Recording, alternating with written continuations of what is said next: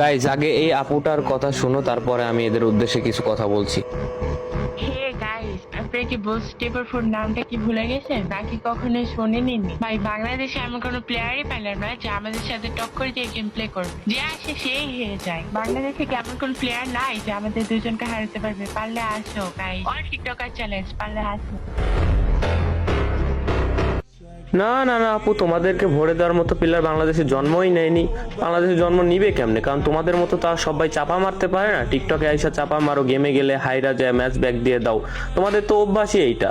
তো তোমাদেরকে আবারও আমি চ্যালেঞ্জ দিলাম, পারলে চ্যালেঞ্জটা অ্যাকসেপ্ট করে দেখাইও। আমি জানি তোমরা অ্যাকসেপ্ট করবে না, কারণ তোমাদের মনের মধ্যে তো ভয় আছে যে হাইরা গেলে ম্যাচটা আপলোড দিবে, তোমাদের মান সম্মান শেষ হবে। আর তোমাদের মান সম্মানই কি ভাই? তোমাদের মতো প্লেয়ারের তো মান সম্মানই নেই। সাহস থাকলে এবার 2v2 এ চ্যালেঞ্জটা অ্যাকসেপ্ট করে দেখাইও, দেখবো না তোমাদের কত সাহস আছে। আসো, পারলে খেলা হবে।